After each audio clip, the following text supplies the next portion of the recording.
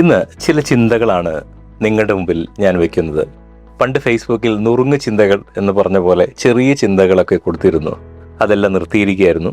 ജീവിതത്തിൽ കാണുന്ന ആകസ്മികമായി കാണുന്ന പല കാര്യങ്ങളും ഒരുപക്ഷെ നമ്മുടെ ജീവിതത്തെയും നമ്മുടെ ഹൃദയത്തെയും തൊട്ട് തലോടുന്നതായിരിക്കും. അങ്ങനെ ഹൃദയത്തെ തൊട്ട് തലോടിപ്പോയ ഒരു നിമിഷത്തെയാണ് നിങ്ങളുടെ മുമ്പിൽ ഇപ്പോൾ വെക്കുന്നത്.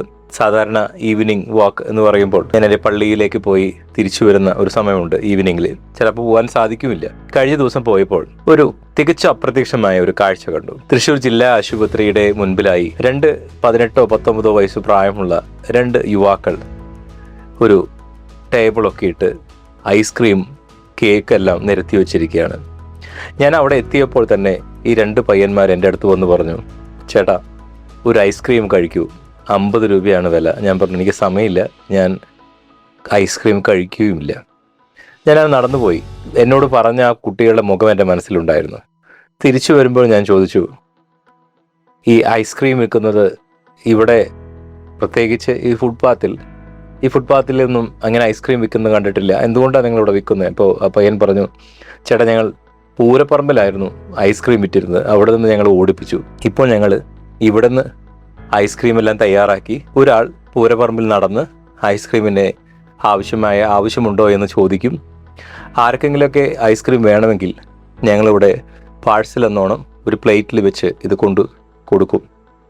ഞാൻ പറഞ്ഞു, നിങ്ങൾ എന്താണ് പഠിച്ചിരിക്കുന്നത്?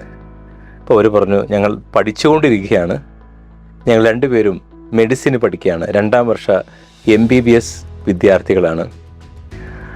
ഞാൻ പഠിക്കുന്ന കോളേജിനെ പറ്റി പറയുന്നില്ല, പക്ഷേ ഈ 2 MBBS വിദ്യാർത്ഥികൾ പഠിക്കാൻ വന്നിരിക്കുകയാണ്. അപ്പോൾ ഒരു വർഷത്തെ ഫീസ്, അവരുടെ ഹോസ്റ്റൽ ചെലവുകൾ എല്ലാം നിർവഹിച്ചു പോകാൻ ഭയങ്കര ബുദ്ധിമുട്ടാണ് എന്ന് പറഞ്ഞു. അപ്പോൾ അതുകൊണ്ട് അവർ സ്വയമേവ തിരഞ്ഞെടുത്ത ഒരു വഴിയാണ് ഐസ്ക്രീം വിൽക്കുക എന്നുള്ളത്.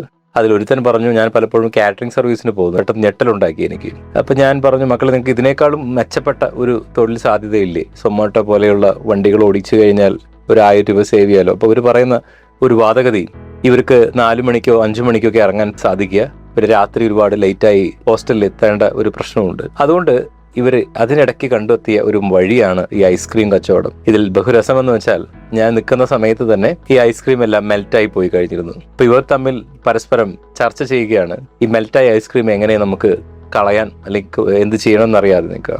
ഞാനൊരു MBBS സ്റ്റുഡൻ്റ് ആണെന്നുള്ള എല്ലാ കൗചങ്ങളും മാറ്റിവെച്ചുകൊണ്ട്, അതിൻ്റെ പ്രയോറിറ്റി എല്ലാം മാറ്റിവെച്ചുകൊണ്ട്, ഏറ്റവും താഴേക്കിടയിൽ ഒരു ഐസ്ക്രീം വിൽക്കുന്ന ഒരു ബംഗാളിയെ പോലെ വേണോ എന്ന് ചോദിച്ചു പോകുന്ന കുട്ടികൾ കണ്ടപ്പോൾ എനിക്ക് ഭയങ്കരമായ സങ്കടവും തോന്നി.